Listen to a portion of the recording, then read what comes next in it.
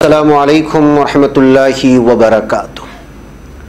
सीधी बात के ताज़ा तरीन प्राइम टाइम में आप लोगों का इस्तकबाल है। नाज़रीन, मैं अंसार अजीज़ नदवी आज के प्राइम टाइम में आप लोगों के सामने सबसे पहले अयोध्या में दिवाली तकरीब में किस तरह योगी हुकूमत ने 133 करोड़ फूंक डाले हैं तकरीब के नाम पर, दिवाली त्यौहार के नाम पर, मैं उस पर तफसीली रोशनी डालता हूँ।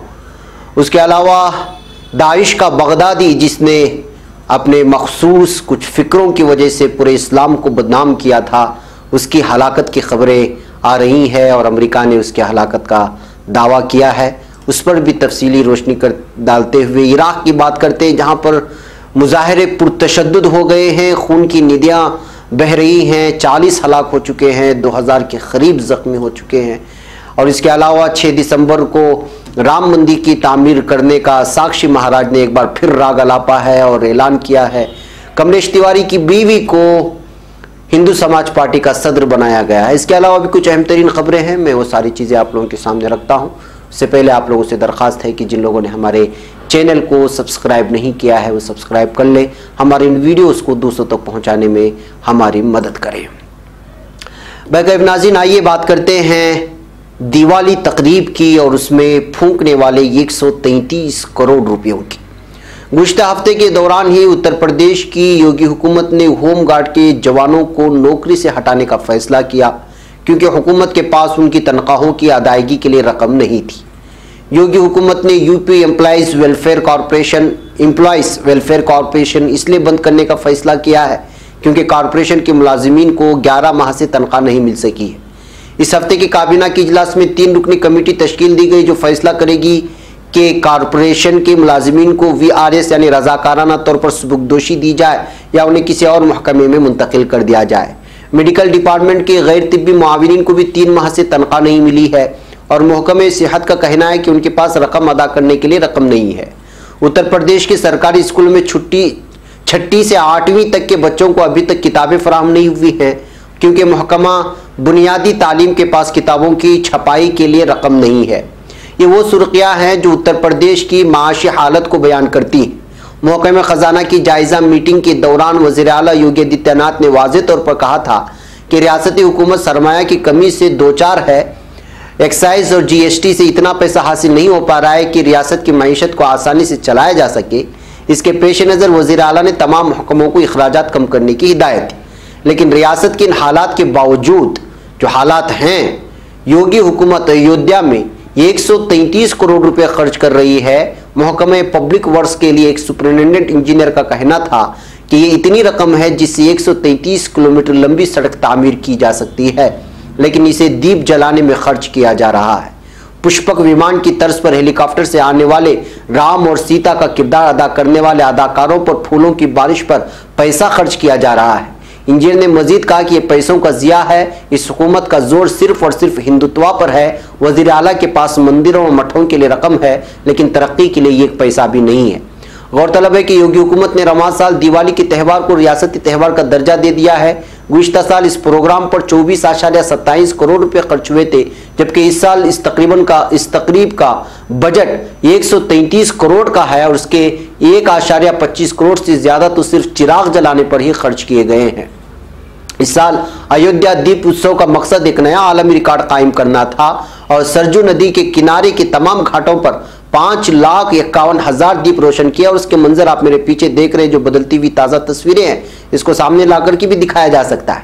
जिला मजिस्ट्रेट इंच का झा का कहना था कि 4 लाख दीप तो राम की पूड़ी पर, जबकि 1.50 दीप शहर के मुख्तलिफ मंदिरों और चौराहों पर चलाए जा रहे हैं।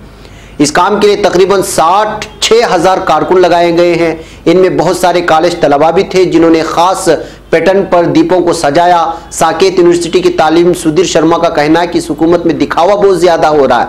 अगर वज़ीर आला वाकई अयोध्या को दुनिया के नक्शे पर कायम करना चाहते हैं तो इंफ्रास्ट्रक्चर पर खर्च होना चाहिए। शहर को सड़कों, नक्काशी, आब के निज़ाम और पीने के साफ पानी की ज़रूरत है। अगर सयाह यहाँ आते हैं तो इससे मकामी मईशत को फ़ायदा होगा, लेकिन दीप उत्सव जैसा ड्रामा आम लोगों के लिए फ़ायदा मंद नहीं है। बैकअप नाजरीन, ये एक बहुत बड़ा त्यौहार के तौर पे मनाया गया और बहुत सारी चीज़ें इसमें आई, और इस बात को लेकर के अब बहुत सारे तबसरे सोशल मीडिया पर वायरल हो रहे हैं। और ये जो तबसरा किया गया है कौमी आवाज़ में, उसमें बशवजीत बनर्जी ने इस सिलसिले में ये सारी तफसीलात दी है कि किस तरह से जो है लोगों के पैसों को दीप उत्सव के नाम पर जो है ख़त्म करने की कोशिश की जा रही है और लोगों की बुनियादी सहूलियात को फराहम नहीं किया जा रहा है। बहकैफ अब इसको जो है योगी हुकूमत गौर से देखेगी तभी लोगों का भला होगा। अब हुकूमत खुद जो है इस तरह दीप उत्सव जलाने के पीछे 133 करोड़ रुपए अगर लोगों का फूंक देती है, टैक्स से आया हुआ पैसा, तो जाहिर सी बात है कि तरक्की कहाँ से होगी यूपी की। बहकैफ नाज़रीन, अब बात करते हैं एक अहम तरीन खबर की जो आज की सुर्खी है और सारी इंटरनेशनल मीडिया में इस खबर को शाये करने के लिए अपनी पहले फुर्सत में इसको पेश किया जा रहा है। वो है दाइश के सरबराह बगदादी के कत्ल का मामला। जी हाँ, एक अमरीकी अहदेदार ने दावा किया है कि शिद्दत पसंद तंजीम दाइश के सरबराह अबू बकर अल बगदादी गुज़िश्ता शब होने वाले अमरीकी फौजी ऑपरेशन के दौरान हलाक हो गए। खबर के मुताबिक आज सुबह एक रिपोर्ट में अमरीकी अहदेदार के हवाले से बताया कि अमरीकी सदर डोनाल्ड ट्रंप को गुज़िश्ता शब वाक़े से मुतालिक बाज़ाब्ता बयान जारी करेंगे। गुज़िश्ता शाम समाजी राब्ते की वेबसाइट पर अमरीकी सदर डोनाल्ड ट्रंप ने अपनी एक ट्वीट में कहा था कि कुछ देर पहले बहुत बड़ा वाक़या पेश आया है। अमरीकी अहदेदार ने अपना नाम जाहिर न करने पर शर्त पर यह इत्तला दी, ताहम उन्होंने ऑपरेशन से मुतालिक तफसीलात नहीं बताए। दूसरी जानिब अमरीकी जरीदे न्यूज़ वीक के हवाले से बताया गया है कि कार्रवाई शाम के शिमाली मगरबी सूबी इदलिब में की गई है और खुफिया ये हमला किया गया था और दाइश को टारगेट बना करके मारा गया था। फिर उसके बाद जो है उसकी हलाकत की भी तस्दीक की गई। नाज़रीन, आप लोगों को मालूम होना चाहिए कि दाइश अचानक खिलाफत का नाम लेकर इराक़ में सामने आया था और उसके बाद दाइश की जानिब से किस तरह से वहाँ खून की होलियाँ खेली गई निहत्तों के साथ, मुसलमानों के साथ, और एक अजीब किस्म का माहौल बना बगदाद में और इराक़ में और बहुत लंबा ये सिलसिला चला। इराक़ के मकामी फ़ौजियों के साथ और नेटो अफवाज के साथ दाइश की मुठभेड़ हुई और बहुत सारे हंगामा खेज़ जंगियों के बाद जो है दाइश पसपाई इख्तियार की और उसके बाद ये बार बार ये खबरें सामने निकल कर के आ रही थी कि दाइश का खात्मा हो चुका है और फिर उसके बगदादी का भी खात्मा हो चुका है, लेकिन उन खबरों की कोई अथेंटिक खबरें सामने नहीं आ रही थी, उसकी दलील या तस्दीक नहीं की जा रही थी। लेकिन अब इस खबर को जो है अमेरिका की जानिब से पेश किया गया है कि दाइश के सरबराह बगदादी को मार दिया गया है शाम के शहर इदलिब में। बहरकैफ नाज़रीन, आइए अब हम बात करते हैं इराक़ में उन पुरतशद्दुद मुजाहिरों की जो इस वक्त बहुत ही खूनी शक्ल इख्तियार कर चुके हैं। इराक़ में कल जुमा के रोज़ होने वाले पुरतशद्दुद मुजाहिरों के दौरान अब तक कम से कम 40 अफराद हलाक और 2000 से ज़ायद ज़ख्मी हो चुके हैं। मुल्क के बेशतर शहरों में हुकूमत मुखालिफ मुजाहिरों का सिलसिला बदस्तूर जारी है। दूसरी जानिब इराक़ी सिक्योरिटी फोर्सेज की तरफ से मुजाहिरीन पर ताकत के बेदरीग इस्तेमाल का इल्ज़ाम भी आयद किया जा रहा है। इराक़ी ह्यूमन राइट्स कमीशन ने कहा है कि जुमा के रोज़ होने वाले मुजाहिरों में 40 अफराद हलाक, 2000 से ज़ायद ज़ख्मी। इराक़ी वज़ारत दाखिला ने बताया कि बसरा शहर में सिक्योरिटी फोर्सेज पर दस्ती बमों से हमला किया गया, जिसके बाद हालात कशीदा हो गए थे। इराक़ी जुडिशनल काउंसिल ने इस बात पर जोर देकर खबरदार किया है कि फौज, सिक्योरिटी इदारों और सरकारी इदारों के मराकिज़ पर काबिल सज़ा जुर्म तस्वुर होगा। सिक्योरिटी इदारों पर हमलों में मुलव्वस शख्स को सजाए मौत दी जाएगी। एक सिक्योरिटी ज़राए ने यह भी बताया कि जनूबी इराक़ में एक मुसल्लह ग्रुप के मरकज़ में आग लगाने के बाद 11 मुजाहिरीन हलाक हो गए हैं। एक न्यूज़ चैनल के नामनिगार का कहना था कि इराक़ी हुकूमत ने जुनूबी सूबों में इंसदादी दहशतगर्दी फोर्सेस तैनात करने का फैसला किया। दूसरी जानिब इराक़ी ज्वाइंट ऑपरेशंस कमांडर ने तस्दीक की है कि इसकी अफवाह दहशतगर्दों के खिलाफ इंसदाद दहशतगर्दी कानून के मुताबिक निपटेगी। शहरियों से अपील की गई है कि वो अपने सफ़ों में तखरीबकारों को घुसने की इजाज़त न दे और फसादियों की निशानदही करके उनके बारे में सिक्योरिटी इदारों को मुत्तला करें। बयान में एक भी कहा गया कि सिक्योरिटी इदारों, सरकारी और निजी अमलाक पर हमले या किसी भी दूसरी तकरीबी कार्रवाई में मुलव्वस अफराद से सख्ती से निपटा जाएगा। मुजाहिरों की आड़ में मुल्क में तबाही फैलाने की इजाज़त नहीं दी जाएगी। इराक़ के शिया अक्सरियती शहर करबला में मुजाहिरीन ने ईरान के रहबर अली आयतुल्लाह अली खामेनेई की तस्वीर फाड़ दी। उन्होंने ईरान की समंदर पार कार्रवाइयों में सरगर्म अल-कुद्स फोर्स के सरबराह जनरल कासिम सुलेमानी के खिलाफ भी नारे लगाए और एक ने बताया कि करबला में कर्फ्यू का ऐलान कर दिया गया है। बहरकैफ नाज़रीन, मशरिक़ वस्ता के जो हालात हैं वो आप लोगों के सामने हैं और बिलखुसूस खलीजी ममालिक, अरब ममालिक में इस तरह की इनक़िलाबी पुरतशद्दुद मुज़ाहरे होती रहते हैं अपने मांगों को लेकर के, और जब कभी यहाँ पे मुज़ाहरे हुए हैं वो जब तक अपने मकसद में कामयाब नहीं हो जाते वो पूरी तरह से जो है रास्ते में उतर जाते हैं वहाँ के आयाम, और फिर खून की जो है होलियाँ देखने को मिलती हैं, खून की रैलियाँ देखने को मिलती हैं, रास्ते में खून देखने को मिलता है, लोग हलाक हो जाते हैं, सैकड़ों की तादाद में ज़ख्मी हो जाते हैं। अब ऐसा ही माहौल इराक़ में बना हुआ है। अवाम की जानिब से जो है वहाँ की हुकूमत के ख़िलाफ़ पुरतशद्दुद मुज़ाहरे किए जा रहे हैं। बहरकैफ नाज़रीन, अब हम बात करते हैं साक्षी की, जो हमेशा अपनी बकवास की वजह से सुर्खियों में रहता है और उसको शोला बयान लीडर माना जाता है बीजेपी का और रुकने पार्लियामेंट भी हैं। उन साक्षी महाराज का कहना है कि 26 अक्टूबर को राम मंदिर तामीर से मुतालिक बड़ा बयान उन्होंने दिया था। 26 अक्टूबर को एक हिंदी न्यूज पोर्टल पर शाया खबरों के मुताबिक उन्होंने वाज़े लफ्ज में कहा कि आइंदा 6 दिसंबर से हम राम मंदिर की तामीर शुरू कर देंगे। उत्तर प्रदेश की उन्नाव से रुकने पार्लियामेंट साक्षी महाराज ने साथ ये भी कहा कि सुप्रीम कोर्ट में राम मंदिर की चल रही समाअत मुकम्मल हो चुकी है और हमें पूरी उम्मीद है कि फैसला राम मंदिर के हक में आएगा। हफ्ते के रोज दिए गए अपने बयान में साक्षी महाराज ने सुप्रीम कोर्ट का शुक्रिया भी अदा किया। उन्होंने कहा कि मैं इसके लिए सुप्रीम कोर्ट के जजों का शुक्रिया अदा करता हूं जिन्होंने दोनों फरीकैन की बात बहुत संजीदगी के साथ सुनी।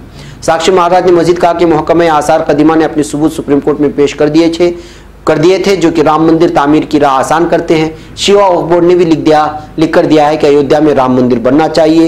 इस तरह देखा जाए तो हमारे लिए राहें आसान हो गई हैं। बहरकैफ नाज़रीन, कोर्ट के फैसला आने से पहले इस तरह के जो लोग मुतनाज़े बयानात के मशहूर होते हैं, बीजेपी में हो या हिंदुत्व तंजीमों से, वो इस तरह के बयानात देकर के सुर्खियों में बने रहते हैं।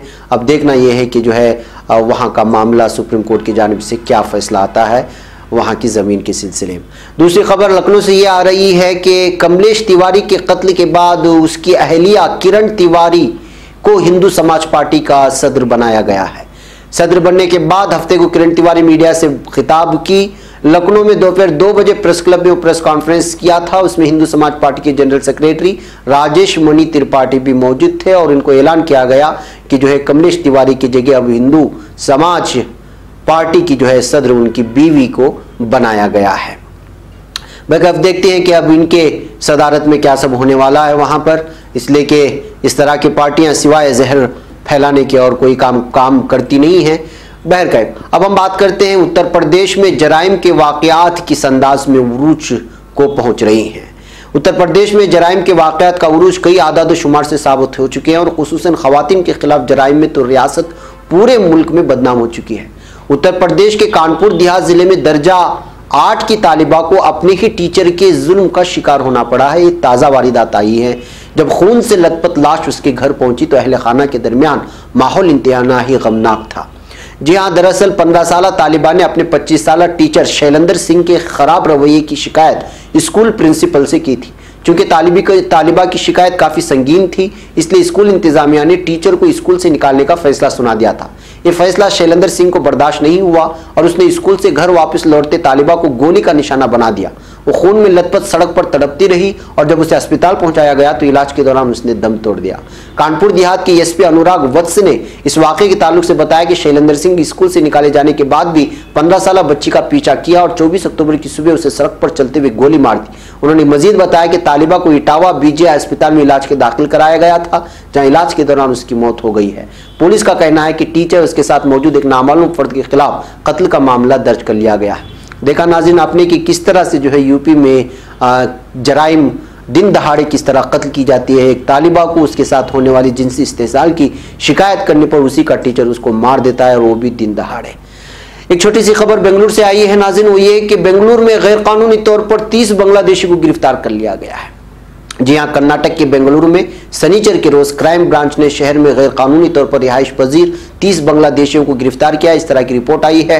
Joint police commissioner Sandeep Patil ने बताया कि गिरफ्तार शुदा बांग्लादेशी शहरियों के खिलाफ गैर मुल्की सिविल रजिस्ट्रेशन ज़ाब्ते के तहत कार्रवाई की जाएगी। उन्होंने भी बताया कि मुतालिका अफसरान ने उन्हें उनके मुल्क भेजने का अमल शुरू कर दिया है। पाटिल ने बताया कि वीज़ा की मुद्दत खत्म होने के बाद भी शहर में रह रहे बांग्लादेशी शहरियों की शनाख्त के लिए छापे मारे जा रहे हैं। उन्होंने कहा कि बांग्लादेशी शहरियों की वीज़ा की मुद्दत खत्म होने के बाद भी मुल्क में ठहरने और मुजरिमाना सरगर्मियां अंजाम देने की शिकायत मौसूल होने पर उनके खिलाफ कार्रवाई शुरू की गई है। बहरकैफ नाज़रीन, ये थी आज के हमारे प्राइम टाइम की कुछ अहम तरीन खबरें जो आपके सामने रखनी थी। इंशाअल्लाह शाम में फिर आपसे मुलाकात होगी कुछ और खबरों के साथ। तब तक के लिए इजाज़त दें। अस्सलामु अलैकुम वरहमतुल्लाहि वबरकातुहू।